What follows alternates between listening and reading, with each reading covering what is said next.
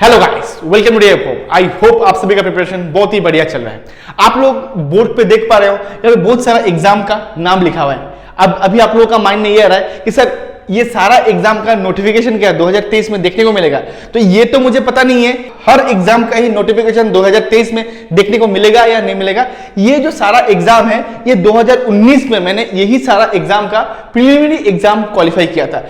More than 13 exam था जिसमें मेरा प्री क्वालिफाई हुआ था। ठीक है, तो मैं आज आप लोगों के साथ यही स्ट्रेटेजी में शेयर करूंगा कि मेरा स्ट्रेटेजी क्या था ये सारे एग्जाम प्रीलिम्स क्वालिफाई करने का। ठीक है, तो वीडियो का एंड तक बने रहिएगा। अगर आप नए हो चैनल को सब्सक्राइब कर दीजिए, लाइक एंड शेयर फटाफट कर दीजिए। ठीक है, तो चलिए शुरू करते हैं। मैंने बैंकिंग एग्जाम का प्रिपरेशन 2016 से स्टार्ट किया था, लेकिन 2016 में मेरा प्रिपरेशन उतना अच्छा था ही नहीं, आप ना के बराबर बोल सकते हो। मेरा मेन प्रिपरेशन स्टार्ट हुआ 2017 एंड 18 एंड 2017 एंड 18 में मेरा उतना प्री क्वालिफाई नहीं हुआ था। ठीक है, लेकिन 2017 एंड 18 में मुझे प्री देने का एक्सपीरियंस हो गया एंड 19 तक आते आते मुझे ये चीजों का पता लग गया कि मेरा गलती कहां पे हो रहा है एंड मुझे वो गलती को सुधारने के लिए मुझे क्या करना चाहिए, मेरा नेक्स्ट स्टेप क्या होना चाहिए। ठीक है, तो एंड यही मिस्टेक्स आप लोग करते हो। ठीक है, तो मेरा जो इंटेंशन है ये वीडियो बनाने का, मेरा मेन इंटेंशन यही है कि अगर आप लोग भी यही मिस्टेक्स कर रहे हो तो आप लोग मेरा मिस्टेक से आप लोग ये चीज सीख सकते हो। उसके साथ साथ मैंने जो स्ट्रेटेजी बनाया था मेरे लिए आप लोग उसी को भी फॉलो कर सकते हो। ठीक है, माइट भी आप लोगों को वो बेनिफिशियल हो सकता है। ठीक है, तो देखिए मेरा जो प्री का जो 3 सेक्शन होता है generally English, reasoning and quant का, तो मेरा सबसे जो वीकेस्ट पार्ट था वो था इंग्लिश। क्योंकि 17 एंड 18 में मैंने आप लोगों का ही तरह मेरा भी प्लान किया था कि ग्रामर मुझे पढ़ना है, मुझे वोकैब याद करना है एंड इसी चीजों के ऊपर मैं बेस करके बहुत सारा वीडियो देखता था। लेकिन अल्टीमेटली अगर मैं रिजल्ट की बात बोलूं मुझे इंग्लिश में उतना अच्छा नंबर नहीं मिलता था। तो 2018 का एंडिंग से मैंने एक हैबिट स्टार्ट किया था, वो हैबिट है रीडिंग हैबिट। जो हैबिट ने मेरा इंग्लिश सेक्शन को ड्रास्टिकली मेरा चेंज करवा दिया।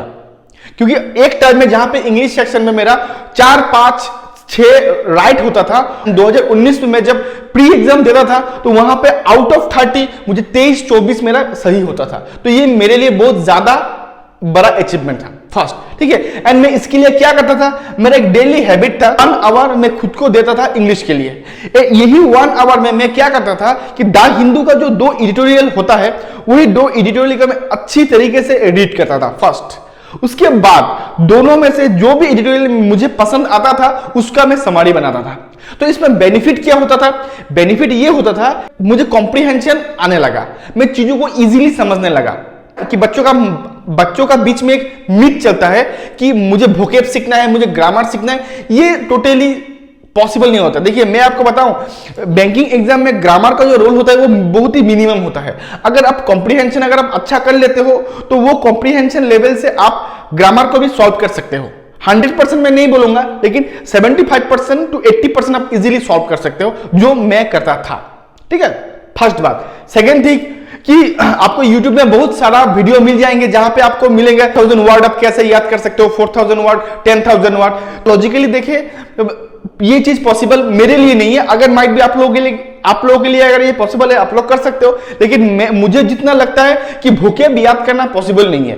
हाँ, वोकैब आप किस तरह आप उसको कॉम्प्रिहेंड कर सकते हो, इफ अगर आपका कॉम्प्रिहेंशन लेवल अच्छा है तो उसका थ्रो पे आप उसको कॉम्प्रिहेंड कर सकते हो। ठीक है, तो मेरा क्या हुआ, ये जो मैं रीडिंग हैबिट डेवलप किया इसमें से मुझे वोकैब का एंड कॉम्प्रिहेंशन लेवल मेरा अच्छा होने लगा फर्स्ट। सेकेंड, मैं शाम को क्या करता था, मैं 2 क्विज देता था, मिनिमम 2 क्विजेस। मिनिमम 2 क्विजेस में क्या होता था, एक जो क्विज होता था वो टोटली आरसी का ऊपर होता था। तो आरसी का ऊपर अगर जब मैं क्विज देता था तब क्या होता कि आरसी भी मुझे कॉम्प्रिहेंड करना हो रहा था। तो आरसी जब मैं कॉम्प्रिहेंड करके स्टडी करके जब मैं क्वेश्चन सिलेक्ट करता था और जब मेरा वहां पे सही होता था तो मुझे उसमें कॉन्फिडेंस आने लगा। और जब मेरा आरसी भी अच्छा होने लगा, स्लोली मेरा जो रिमेनिंग सेक्शन आपका इरियोट डिटेक्शन हो गया, मिस स्पेक्ट हो गया, आपका पैराजम्बल हो गया, उसके बाद क्लोज टेस्ट हो गया, सारा सेक्शन में मुझे इंप्रूवमेंट दिखने लगा। एंड इस तरह मैंने मेरा इंग्लिश सेक्शन को इंप्रूव किया। एंड मैं आप लोगों को यही बोलूंगा अगर आप लोगों का भी इंग्लिश सेक्शन में इस तरह प्रॉब्लम है तो भोकेब रट्टा मारना, ग्रामर सीखना छोड़ दीजिए। मतलब ये आपको कोई नहीं बोलेगा कि आप बिना ग्रामर के एंड बिना भोकेब सीखे भी आप इंग्लिश में अच्छा स्कोर कर सकते हो। जस्ट आप अगर रीडिंग हैबिट डेवलप कर लेते हो तो उसका थ्रू में आप भोकेब भी कॉम्प्रिहेंड कर पाओगे। ठीक है, तो ये था मेरा इंग्लिश का स्ट्रेटेजी फर्स्ट। सेकेंड था क्वांट सेक्शन क्या था, जब प्रिपरेशन शुरू किया था तब से ही मुझे क्वांट में ज्यादा इंटरेस्ट था एंड इसके लिए मुझे क्वांट सॉल्व करना मुझे बहुत पसंद था। लेकिन प्री में गलती क्या होता था, जो स्पीड मैथ वाला जो सेक्शन होता था मेरा, इसमें मेरा टाइम ज्यादा ले रहा था first. Second, DI and arithmetic section में मुझे क्या हो रहा था, कॉम्प्रिहेंशन में प्रॉब्लम हो रहा था। मैं क्या कर रहा था, एक ही डीआई को बार बार स्टडी करता था, 2 बार 3 बार 4 बार, जहां पे क्या हो रहा था कि टाइम ज्यादा लग रहा था, सॉल्व कमती होता था। इसके लिए मुझे पता होने का बावजूद मैं मॉक में या एग्जाम हॉल में ज्यादा स्कोर नहीं कर पा रहा था। तो मैंने क्या किया कि स्पीड मैथ का जो सेक्शन है उसको इंक्रीज करने के लिए मैं डेली 10 मिनट इन्वेस्ट करता था। ये 10 मिनट किस तरह इन्वेस्ट करके आप अपना स्पीड इंक्रीज कर सकते हो, इसके लिए मैं एक सेपरेट वीडियो बना दूंगा, क्योंकि एक ही वीडियो में अगर मैं सारा चीज एक्सप्लेन करता हूं तो ये वीडियो बहुत ज्यादा बड़ा हो जाएगा और आपको भी माइट भी वो बोर लगने लगेगा। ठीक है, सिंप्लीफिकेशन, उसके बाद अप्रोक्सीमेशन, उसके बाद आपका quadratic equations and number series में सॉल्व करता था। मैक्स मिनिमम में 50 क्वेश्चन सबको मिलाकर मैं सॉल्व करने का कोशिश करता था। ठीक है, तो इसमें क्या होता था कि मेरा स्पीड मैथ का सेक्शन है, इसमें ज्यादा स्पीड आने लगा। तो स्पीड जब आने लगा मेरा क्या होता, टाइम सेव हो रहा था एंड वो टाइम में दूसरा पार्ट में मैं दे पा रहा था फर्स्ट। सेकेंड थिंग, मैंने जब यहां पे इंग्लिश में कॉम्प्रिहेंशन लेवल को अच्छा करने लगा तो उसमें मेरा फायदा क्या होगा, डीआई एंड एरिथमेटिक पार्ट में मुझे कॉम्प्रिहेंशन में प्रॉब्लम जो था वो नहीं हो रहा था। मैं चीजों को एक बार या 2 बार में समझ पा रहा था, जिसके कारण मुझे क्या हो रहा था कि मैं जल्दी क्वेश्चन सॉल्व करके एंड मैक्स टू मैक्स में क्वेश्चन सॉल्व कर पा रहा था एंड ये मेरे लिए बहुत ही ज्यादा हेल्पफुल था। इसलिए मैं बार बार बोलता हूं, इंग्लिश सिर्फ अगर आपका कॉम्प्रिहेंशन लेवल इंक्रीज करते हो तो आपका लिए वो इंग्लिश में सिर्फ मदद नहीं करेगा, उसके साथ साथ आपको क्वांट एंड रीजनिंग में भी हेल्प करेगा। ठीक है, क्योंकि वहां पे भी आपको कॉम्प्रिहेंशन करना पड़ता है। ठीक है, तो इस तरह मैंने क्या किया, डीआई एंड एरिथमेटिक पार्ट में मेरा कॉम्प्रिहेंशन लेवल अच्छा होने लगा, वहां पे मेरा टाइम सेविंग होने लगा एंड वो टाइम में दूसरी जगह में इन्वेस्ट कर पा रहा था फर्स्ट। ये हो गया सेकेंड थिंग। थर्ड थिंग क्या हो गया कि एरिथमेटिक पार्ट में जो टॉपिक में मेरा थोड़ा प्रॉब्लम था वो टॉपिक को मैं थोड़ा और ज्यादा टाइम दिया एंड उसको मैं थोड़ा सा स्ट्रॉन्ग बनाया एंड जिसमें मेरा अच्छा सा होल्ड था पहले से ही एंड वो टॉपिक को मैं और भी स्ट्रॉन्ग बनाया, ताकि एग्जाम में अगर मेरा फेवरेट पार्ट से क्वेश्चंस पूछे तो मैं एनी हाउ उसको बना पाऊं। मेरा अल्टीमेट इंटेंशन यही था, लेकिन मुझे इसमें बहुत ज्यादा इंप्रूवमेंट दिखा एंड मैं डेली 2 से 3 डीआई सॉल्व करता था। क्विज़ से भी आप सॉल्व कर सकते हो, सेक्शनल से भी आप सॉल्व करते हो, मॉक से भी आप सॉल्व कर सकते हो। इस तरह मेरा डेली का एक क्वांट का स्ट्रेटेजी था जो मेरे लिए बहुत ज्यादा हेल्पफुल रहा।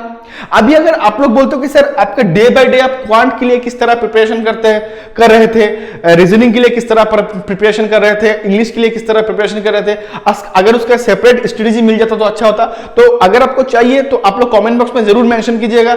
अगर आप लोगों का रिक्वायरमेंट रहा तो मैं इसके लिए सेपरेट भी मैं स्ट्रेटेजी आप लोगों के साथ शेयर कर दूंगा, मेरा प्रीलिम्स का स्ट्रेटेजी क्या था। ठीक है, तो अभी आ गया रीजनिंग में। तो रीजनिंग में क्या हो गया कि जो मिसलेनियस पार्ट होता है, जैसे सिलॉक्स हो गया, तो उसके बाद इनइक्वालिटी हो गया, उसके बाद आपका ऑर्डर एंड रैंकिंग हो गया, distance and direction, blood relation, तो ये मिसलेनियस पार्ट से मिनिमम 15 क्वेश्चंस देखने को मिलता ही है प्री में। तो मेरा टारगेट क्या था कि ये टॉपिक जितना था मिसलेनियस पार्ट, 15 मार्क्स मुझे 5 मिनट्स में खत्म करना है एंड मैं डे बाय डे, क्योंकि पहले यही चीजों को सॉल्व करने में मुझे 7 to 8 मिनट लगता था, तो बाद में मेरा टारगेट क्या था कि मैं ये 7 to 8 मिनट ना लगा के मैं विथिन 5 मिनट्स या 4 मिनट्स को सॉल्व करने की कोशिश करूं, जिसके लिए मुझे डेली क्विज देना पड़ता था। हर दिन सारा टॉपिक का तो क्विज देना पॉसिबल नहीं होता था, तो मैं क्या करता था कि हर पर्टिकुलरली कुछ टॉपिक का, जो टॉपिक में मेरा कमांड ज्यादा अच्छा था एंड जिस टॉपिक में मेरा कमांड कमती था, वो कमती वाला कमांड टॉपिक को मैं ज्यादा ही फोकस में रखता था एंड जिसमें मेरा होल्ड ज्यादा था उसको मैं थोड़ा कम टाइम देता था। सिलेक्टेड टॉपिक था मेरा, वो सिलेक्टेड टॉपिक टॉपिक पे मैं 1 से 2 कुछ डेली लगाया करता था, ताकि मेरा जो ये मिसलेनियस पार्ट हो उसमें एक अच्छा सा होल्ड बन जाए। एंड लास्ट में मैं ये अगर क्लरिकल लेवल हो, मैक्सिमम 4 मिनट लगता था मुझे ये मिसलेनियस पार्ट सॉल्व करने के लिए। अगर ये पीओ लेवल होता था तो मुझे 5 मिनट जैसा मुझे लगता था ये मिसलेनियस पार्ट को सॉल्व करने के लिए, अगर वहां पे मोर देन 10 या 15 जैसा क्वेश्चन होता था तब। एक पार्ट जो रीजनिंग का होता है वो होता है puzzle and sitting arrangement, and इसके लिए मैं डेली 4 से 5 पजल एंड सिटिंग अरेंजमेंट मिला के मैं सॉल्व करता था। ठीक है, ये क्विज का थ्रो भी होता था, मॉक का थ्रो भी होता था, एंड अदर्स जो था कहीं से भी अगर मिल जाता था तो उसी को मैं सॉल्व करता था। ठीक है, एंड डेली जब मैं 4 से 5 puzzle and sitting arrangement solve कर रहा था तो उसमें मेरा क्या कॉन्फिडेंस बूस्ट अप होने लगा। इंग्लिश का जब मैंने कॉम्प्रिहेंशन लेवल अच्छा किया तो मुझे पजल भी मुझे इजीली समझ में आ रहा था, तो वो भी चीज मेरा बहुत ज्यादा हेल्प किया। इसीलिए मैं आप लोगों को बार बार बोल रहा हूं कि इंग्लिश का जो कॉम्प्रिहेंशन लेवल है उसमें ज्यादा फोकस कीजिए, इंस्टेड ऑफ आप दूसरा चीज मतलब ग्रामर में ज्यादा फोकस या भूकप में ज्यादा, ये चीज इतना इजीली नहीं होता है। ठीक है, तो इस तरह मेरा स्ट्रेटेजी होता था, एंड मैं डे बाय डे मैं इसी स्ट्रेटेजी को फॉलो करता था। जो मेरा वीक पार्ट था वो वीक पार्ट को मैंने स्ट्रांग बनाया, एंड जो मेरा स्ट्रांग पार्ट था उसको भी मैंने और भी स्ट्रांग बनाया। एंड मैं इसी स्ट्रेटेजी के साथ में 1 ही साल में मैं मोर देन 13 प्रीलिम्स एग्जाम मैंने क्लियर किया था। उस साल का जितना भी प्री था मैं सब मैक्सिमम प्री मैंने क्वालिफाई किया था, एंड 2-3 प्री मैंने अटेम्प्ट भी नहीं किया था, क्योंकि उससे पहले ही मुझे ये CWC का नौकरी मिल चुका था। तो मैंने अगर जॉब नौकरी जब मेरा हो गया था तो उसके बाद मैंने कोई भी एग्जाम मैंने अपियर नहीं किया था। ठीक है, तो आई होप आप लोगों को ये जो वीडियो है मेरा, जिसमें मैंने मेरा प्रीलिम्स का जो स्ट्रेटेजी में शेयर किया, आप लोगों को पसंद आया होगा एंड कुछ नया जानने को मिला होगा। अगर नया जानने को मिला एंड अच्छा लगा तो अपने फ्रेंड्स के साथ जरूर शेयर कीजिएगा, एंड चैनल को लाइक एंड सब्सक्राइब जरूर कीजिएगा। ठीक है, तो आज के लिए बस इतना ही। Till then, goodbye and thank you.